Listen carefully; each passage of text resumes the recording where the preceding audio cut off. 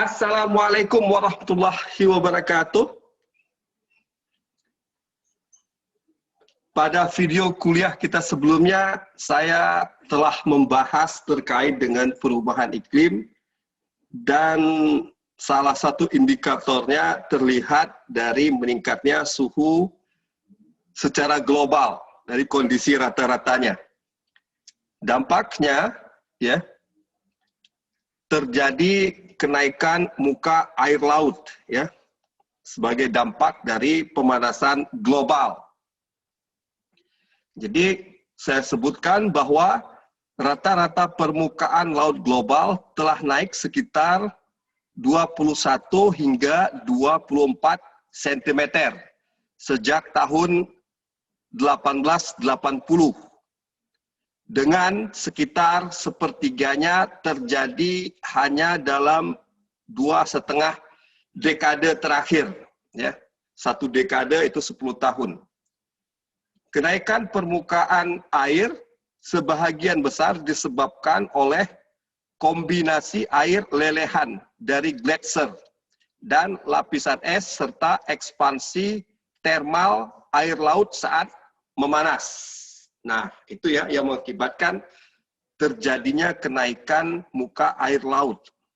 Jadi, lelehan air dari gletser dan lapisan es serta ekspansi termal air laut saat memanas.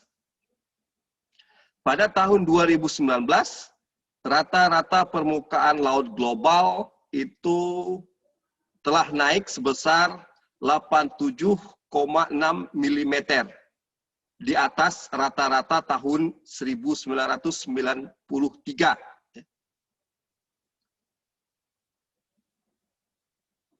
Yang diklaim sebagai rata-rata tahunan tertinggi dalam catatan satelit. Ya. Jadi di sini rata-rata tahunan tertinggi dalam catatan satelit itu dalam rentang waktu atau terekam atau terukur dalam rentang waktu tahun 1993 hingga sekarang. Ya, jadi itu kondisi rata-rata. Dan ketika dibandingkan untuk data tahun 2019, rata-rata permukaan laut global itu telah naik setinggi 87,6 mm.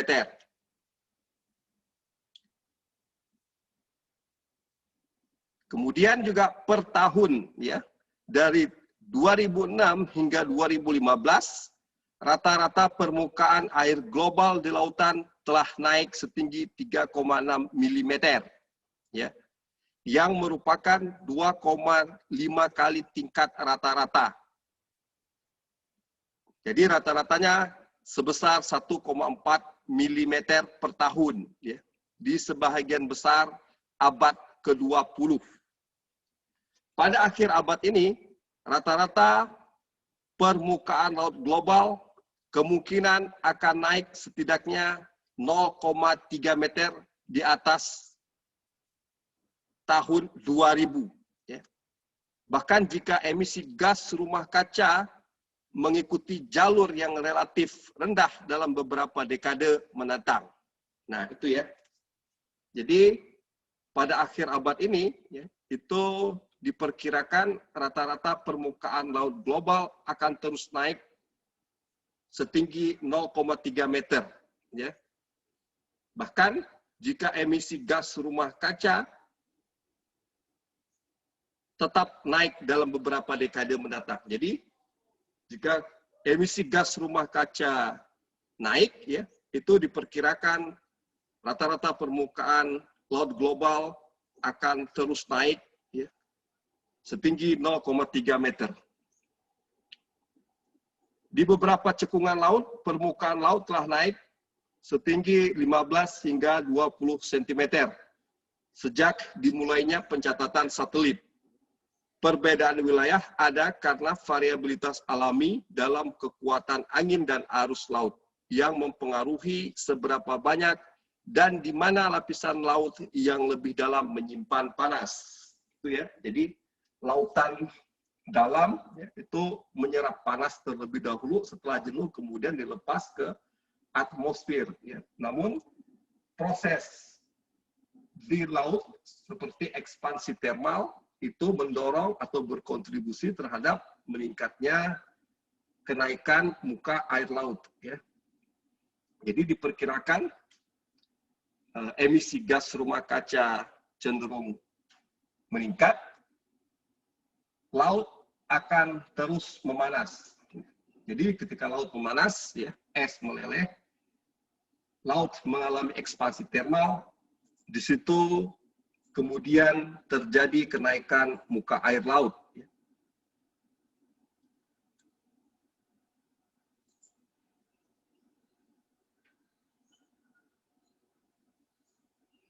Nah, mengapa permukaan laut menjadi penting?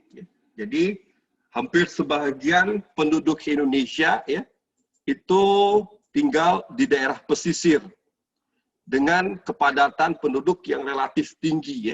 Jadi, kita di Indonesia rata-rata penduduknya atau populasi tinggal di daerah pesisir dengan kepadatan penduduk yang relatif tinggi, di mana permukaan laut berperan dalam banjir, erosi garis pantai, dan bahaya badai. Dalam pengaturan perkotaan di sepanjang garis pantai, itu berlaku untuk seluruh dunia, kenaikan air laut mengancam infrastruktur yang diperlukan untuk pekerja lokal dan industri regional. Jalan, jembatan, kereta bawah tanah, pasokan air, sumur minyak dan gas, pembangkit listrik, instalasi pengolahan limbah, tempat pembuangan sampah, semuanya berisiko akibat kenaikan permukaan laut. Jadi di sini yang sangat terancam selain infrastruktur juga ekosistem pesisir dan lautan. Jadi bagaimana kita berupaya untuk melindungi garis pantai dari ancaman perubahan iklim yang akan mengakibatkan pemanasan global dan berdampak terhadap kenaikan muka air laut, itulah perlunya rekayasa pantai. Jadi di sini perubahan iklim, short term itu sedimentasi, gelombang, angin kencang, itu dampaknya. Kemudian long term atau jangka panjang naiknya muka air laut. Nah, untuk mengantisipasi baik perubahan iklim yang terjadi dalam skala pendek maupun dalam skala yang lebih panjang, naiknya muka air laut, itulah mengapa kita perlu membuat rekayasa pantai.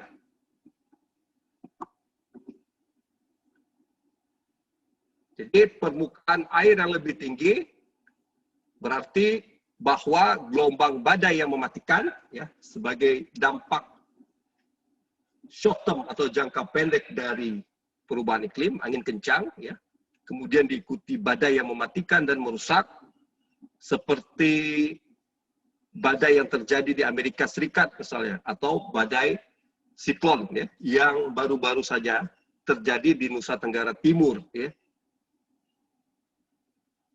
Itu pergerakannya badai semakin bergerak lebih jauh ke pedalaman daripada sebelumnya. Permukaan laut yang lebih tinggi juga berarti lebih sering terjadinya banjir pasang. Karena umumnya banjir pasang atau boleh jadi nanti berdampak terhadap banjir rob di wilayah pesisir, itu bisa dikatakan tidak mematikan atau berbahaya, tetapi bisa mengganggu dan mengakibatkan kerugian material hingga jatuhnya korban jiwa.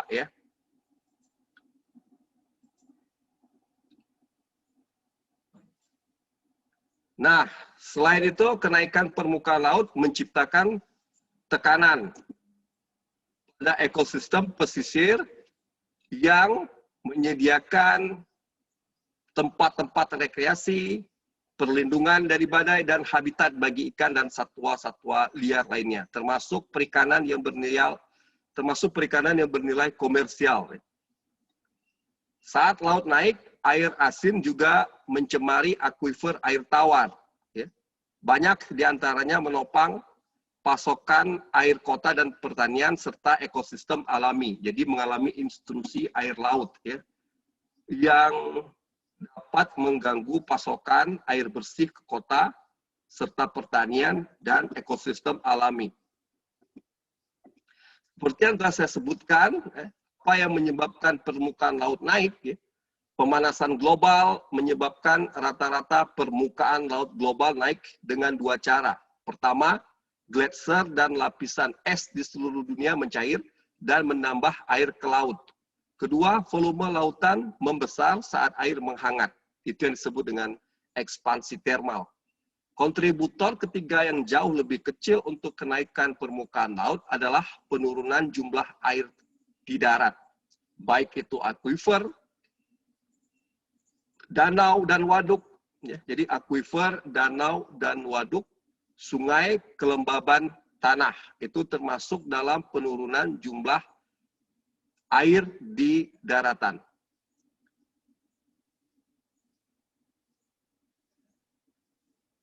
Jadi pergeseran air dari darat ke laut ini sebagian besar disebabkan oleh pemompaan air tanah.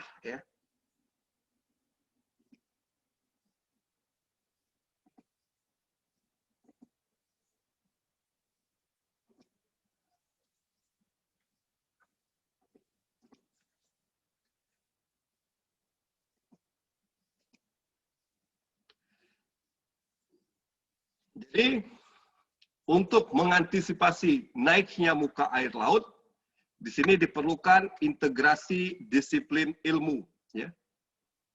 Badan cuaca yang menangani permasalahan perubahan iklim. Jadi, di Indonesia kita memiliki BMKG, serta peran dari para akademisi, baik itu ilmuwan meteorologi ataupun oceanografer. Jadi, untuk membuat rekayasa pantai yang dapat melindungi dampak perubahan iklim, dari apakah itu untuk dalam jangka waktu yang singkat, sedimentasi, gelombang, angin kencang, maupun jangka panjang melalui naiknya muka air laut, itulah perlunya integrasi disiplin ilmu. Kemudian juga memanfaatkan informasi cuaca dan iklim secara efektif. Jadi rekayasa pantai adalah salah satu bentuk mitigasi dan adaptasi dari perubahan iklim yang sedang terjadi. Nah, solusinya di sini untuk membangun rekayasa pantai, ada yang mahal, ada pula yang murah. Yang mahal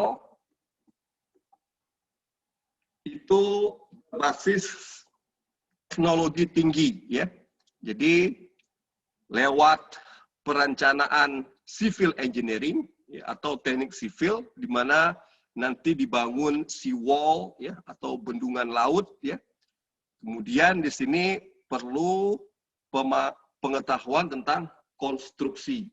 Tentu saja itu membutuhkan biaya yang cukup mahal, untuk membangun bendungan atau seawall untuk memecah ombak. Jadi kalau dampak perubahan iklim dalam jangka waktu yang pendek, itu bencana yang timbul seperti gelombang, angin kencang, atau diikuti dengan badai. Jadi untuk melindungi pantai, berikut ekosistem pesisir dan lautan, maka solusinya jika menggunakan teknologi tinggi, tentu membutuhkan biaya yang mahal. Ini diperlukan perancangan sipil seperti konstruksi bendungan, seawall yang digunakan yang dapat berfungsi sebagai pemecah ombak jika badai datang. Ada pula solusi yang murah di sini, ini dengan memanfaatkan alam, ya, nature based. Jadi dua-duanya tetap saja adalah buatan manusia. Jadi bendungan itu diciptakan oleh manusia, tapi berbasis teknologi tinggi, ya, lewat konstruksi sipil, ya, yang berfungsi untuk memecah ombak ketika badai datang sebagai dampak perubahan iklim dalam jangka pendek maupun dalam jangka panjang ketika air laut naik, ya.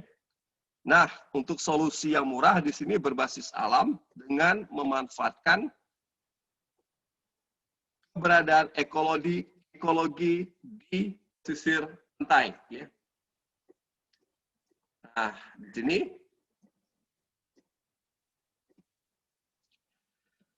solusi yang murah, nature based atau berbasis alam tetap saja buatan manusia. Jadi di sini sifatnya rekayasa ekologi, ya. Jadi tentu kita memiliki kearifan lokal di sini, memiliki kearifan lokal dalam merancang bangunan sipil, ya, seperti bendungan untuk pemecah ombak. Selain itu juga kita memiliki kearifan lokal dalam konservasi ekologi, ya. Jadi buatan manusia itu memanfaatkan rekayasa ekologi, ya. Jadi di sini konservasi, ya, itu ditekankan, ya, sebagai bagian dari rekayasa ekologi, tapi sayangnya di sini banyak ekologi pesisir kita yang telah rusak, ya, yang telah mengalami degradasi akibat lingkungan yang juga terdegradasi atau lingkungan yang ikut rusak, ya. Akibatnya ekologi di pesisir juga menjadi rusak, ya. Nah, untuk ekologi, ya, rekayasa ekologi, ya, jadi tetap saja buatan manusia, tapi dengan merekayasa ekologi, ya. Jadi dengan memanfaatkan konservasi di wilayah pesisir. Tapi sayangnya banyak kita temukan konservasi di wilayah pesisir seperti hutan mangrove itu telah mengalami kerusakan akibat degradasi lingkungan yang juga diakibatkan oleh aktivitas manusia. Katakanlah dalam membuat tambak sehingga perlu pembersihan wilayah hutan bakau, ya, itu salah satu contohnya. Nah, di sini rekayasa ekologi dapat memanfaatkan vegetasi dan hewan. Untuk vegetasi, ya, guna melindungi dampak perubahan iklim, baik itu jangka pendek maupun jangka panjang, dari hujan badai, dari naiknya muka air laut. Rekayasa ekologi yang dapat dilakukan adalah dengan konservasi hutan bakau, ya. Kemudian di wilayah pesisir dengan menanam pohon cemara, dengan menanam tanaman atau pepohonan putat laut atau Barringtonia. Kemudian di wilayah pesisir, ya, menggalakkan rumput laut yang dapat berfungsi untuk mencegah naiknya muka air laut serta gelombang dan angin kencang, ya, terutama pohon cemara dan putat laut yang dapat digunakan untuk mereduksi angin kencang yang timbul dari dampak perubahan iklim. Nah, inilah bentuk rekayasa pantai yang dapat kita buat, ya. Selain membangun bendungan yang tentu membutuhkan biaya yang cukup besar, ya, mahal, kita dapat melakukan konservasi atau rekayasa ekologi dengan memanfaatkan konservasi ekologi, ya. Jadi konservasi hutan bakau, pohon cemara, putat laut, Barringtonia, ya, dan juga menggalakkan rumput laut, ya, atau seaweed di wilayah pesisir, ya. Kemudian untuk rekayasa ekologi dengan memanfaatkan hewan, ya, itu kita dapat mengembangbiakkan atau budidaya oyster atau kerang-kerangan, ya, petiraman, ya, oyster beds. Jadi rekayasa ekologi berbasis hewan itu dapat memanfaatkan budidaya tiram, ya, kemudian kerang, ya, dan juga terumbu karang yang dapat berfungsi untuk memecah ombak, ya, serta mencegah naiknya muka air laut. Kemudian di sini, ya, selain rumput laut juga ada padang lamun, dan padang lamun itu salah satu ekosistem penyerap karbon terbesar. Jadi kalau konsentrasi karbon dioksida telah meningkat pesat, ya, dalam beberapa waktu terakhir, padang lamun yang tumbuh di pesisir pantai atau di pinggir pantai itu dapat berfungsi sebagai penyerap karbon dalam jumlah yang cukup besar. Bahkan nilainya itu bahkan jauh lebih besar dibanding dengan hutan tropis. Ya, jadi tanaman mangrove, ya, atau hutan bakau, kemudian padang lamun, ya, terumbu karang juga itu termasuk salah satu atau termasuk dari beberapa ekosistem pesisir yang memiliki kemampuan menyerap karbon dalam jumlah yang sangat besar, ya, bahkan lebih besar dibandingkan dengan hutan tropis. Itulah mengapa di wilayah pesisir, ya, rekayasa ekologi dengan konservasi hutan bakau, ya, sebagai salah satu ekosistem pesisir penyerap karbon terbesar, ya, yang jumlah serapan karbonnya bahkan lebih besar dibandingkan dengan hutan tropis, perlu untuk dikonservasi, ya. Jadi konservasi wilayah pesisir, ya, dengan menanam atau reboisasi hutan bakau, ya, kemudian padang lamun, kemudian juga transplantasi terumbu karang untuk wilayah terumbu karang telah mengalami kerusakan, ya, itu menjadi sangat penting sekali. Dan ketiganya itu termasuk dalam ekosistem pesisir yang memiliki kemampuan menyerap karbon dalam jumlah yang sangat besar, bahkan lebih besar dibandingkan dengan hutan alam atau hutan tropis, ya. Nah, sekarang ada yang namanya blue carbon. Jadi blue carbon ini berbasis, ya, ekosistem pesisir seperti hutan bakau, padang lamun, ya, kemudian juga ekosistem pesisir lainnya. Sementara untuk pohon cemara, ya, putat laut itu berfungsi untuk mereduksi, ya, angin kencang yang datang dari lepas pantai, ya, menuju ke pesisir, sehingga wilayah apakah perkotaan atau desa yang berada di balik pohon cemara, ya, putat laut atau Barringtonia menjadi terlindungi dari dampak perubahan iklim dalam jangka pendek lewat angin kencang. Demikian juga dengan terumbu karang, itu berfungsi untuk memecah gelombang, ya. Kemudian untuk sedimentasi di pesisir, ya. Jadi untuk mengurangi sedimentasi di pesisir. Oleh karenanya untuk wilayah terumbu karang yang telah rusak itu perlu dilakukan transplantasi.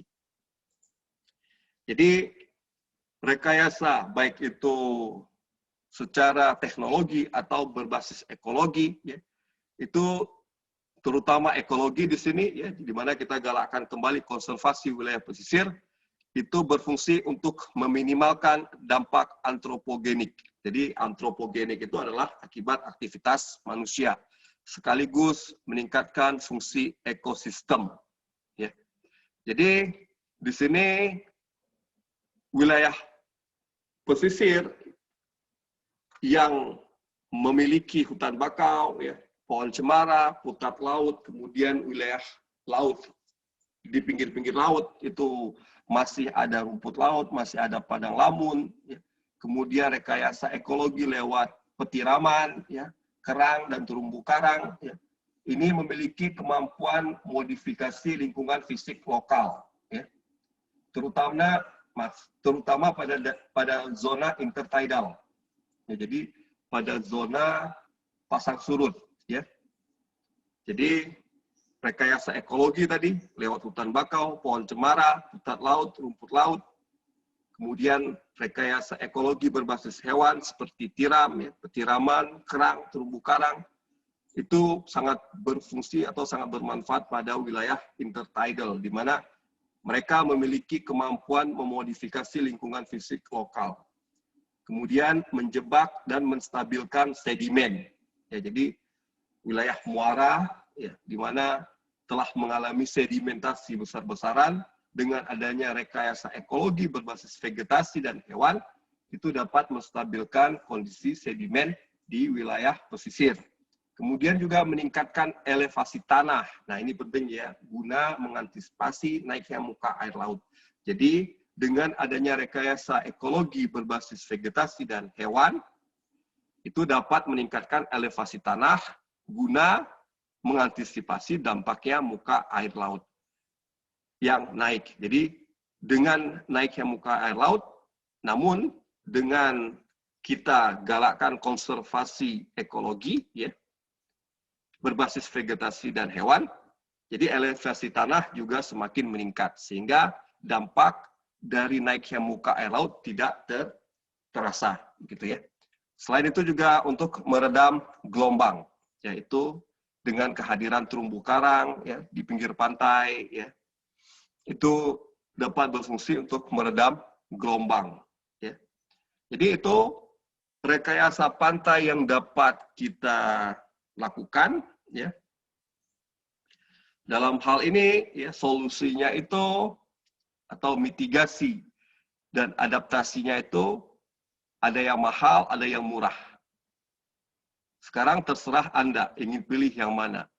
Ya, apakah yang mahal dengan membangun bendungan atau seawall, ya, yang berfungsi untuk memecah ombak tapi membutuhkan biaya yang cukup mahal, atau dengan memanfaatkan ekologi di pesisir pantai, ya.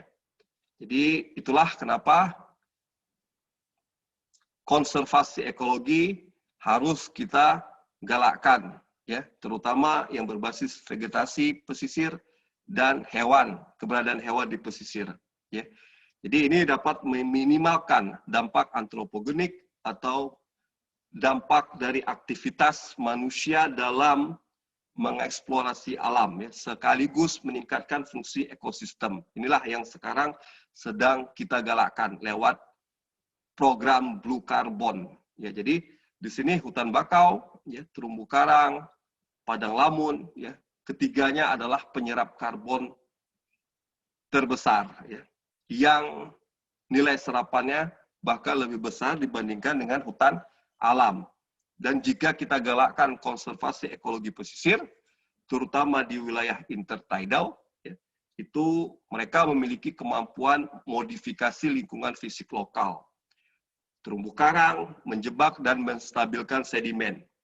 Kemudian juga keberadaan hutan bakau meningkatkan elevasi tanah yang dapat mereduksi dampak dari naiknya muka air laut. Kemudian juga meredam gelombang. Ya, jadi dengan keberadaan petiraman, ya, oyster beds, ya, kerang, mussel beds, kemudian terumbu karang dapat berfungsi untuk meredam gelombang, namun memanfaatkan konservasi ekologi. Nah, untuk bendungan juga dapat berfungsi untuk meredam gelombang lewat pemecah ombak.